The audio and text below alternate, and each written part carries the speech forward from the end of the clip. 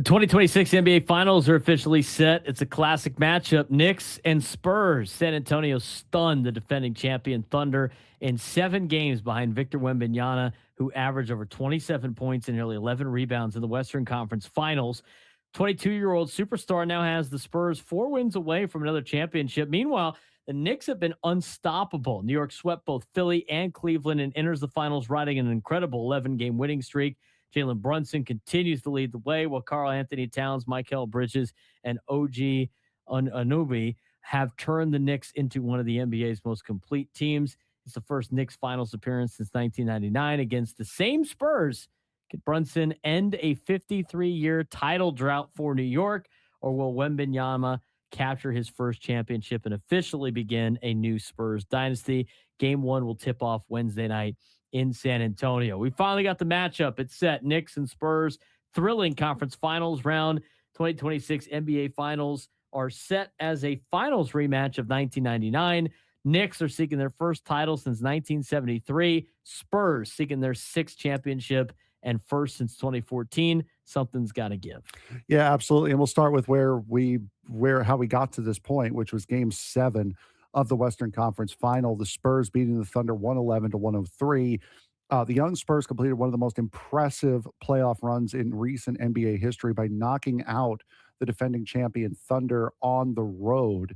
Victor Wembanyama erupted with emotion after the final buzzer, celebrating his first trip to the NBA Finals. I believe it's just his second season. San Antonio became one of the youngest teams ever to reach the NBA Finals. The Spurs defeating Oklahoma City 8 times this year, including the playoffs and the regular season. And also Oklahoma City's bid for back-to-back championships coming to an end with Victor Wembanyama. Just absolutely incredible numbers throughout the series. 23.3 points per game, 10.9 rebounds, 19 total blocks, over 37.7 minutes per game. Western Conference Final MVP unanimously. Opened up the series with 41 points and 24 boards in Game 1. Became a clear centerpiece for San Antonio's championship aspirations, which we all kind of knew he was going to be when he got drafted. Yeah, and the supporting cast stepped up. I mean, Stephon Castle, second year guard, continued his breakout postseason, 19.2 points per game during the playoffs, 6.7 assists per game. Primary defender on Anthony Edwards and Shai Alexander. So, I mean, he's the guy that was covering SGA, which is a huge help for the Spurs. Dylan Harper, rookie, continued to shine. He had 24 points in Game 1, 18 in Game 6, several key rebounds and clutch baskets in Game 7.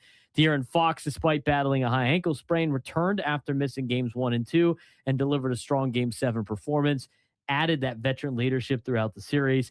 And the biggest play of Game 7, with Wembanyama in foul trouble late, backup center Luke Cornett delivered a crucial momentum swing, blocked an Isaiah Hartenstein transition layup, sparked a fast break, led directly to a Stephon Castle basket. Wembanyama called it the definition of a winning play. What this means for San Antonio, just 2 years ago, 22 wins, 18-game losing streak, full rebuild mode.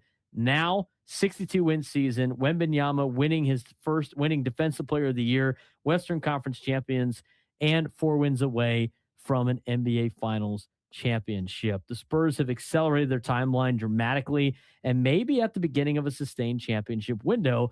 But on the Eastern side, it's been the Knicks really taking it to everybody in the Eastern Conference. Yeah, the Knicks winning 4-0 against the Cleveland Cavaliers. New York absolutely steamrolling Cleveland, entering the NBA Finals on an 11-game winning streak. Game 1, historic comeback. Knicks beating the Cavs 115-104 in overtime.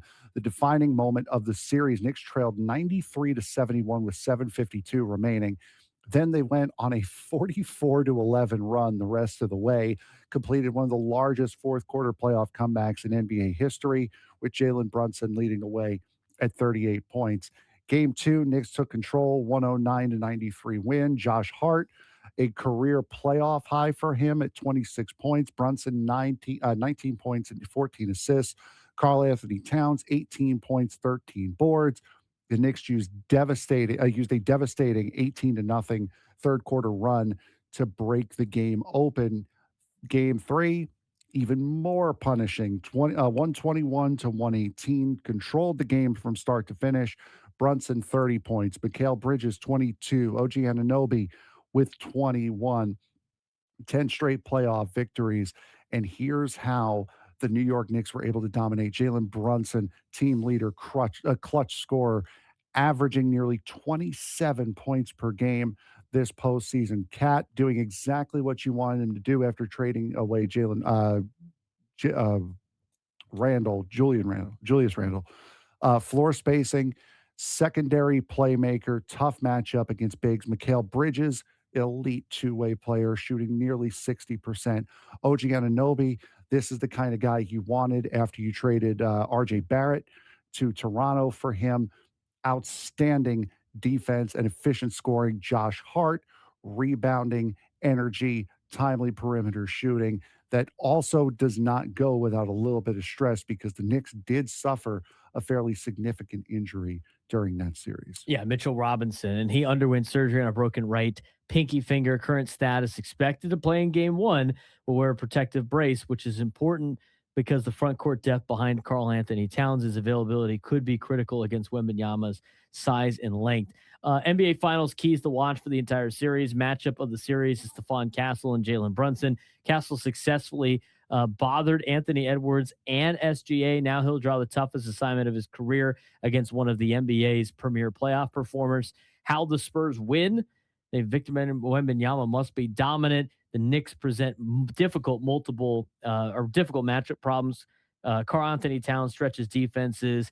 Anunoby attacks physically. Mitchell Robinson provides size for San Antonio to win. Wembanyama likely needs to be the best player on the floor in at least 4 games for the Spurs to hoist the trophy. As for the Knicks, for them to win their first championship in 53 years, what do they have to do, Frank? They need to keep the offensive machine rolling. The Knicks posted 123.3 offensive rating during the Eastern Conference Finals. They have 11 consecutive playoff victories, average winning margin nearly 24 points. If they continue generating balanced offense from all 5 starters, New York has a legitimate chance to capture its first NBA title since the 1970s. Stat of the finals 123.3. That was the Knicks' offensive rating during this dominant Eastern Conference playoff run. Even more notable, Knicks posted a 123 offensive rating against San Antonio during the regular season. No team scored more efficiently against the Spurs all year. The biggest question entering the finals, can Wembanyama and the Spurs defense slow down the hottest offense in basketball? We'll find out this week.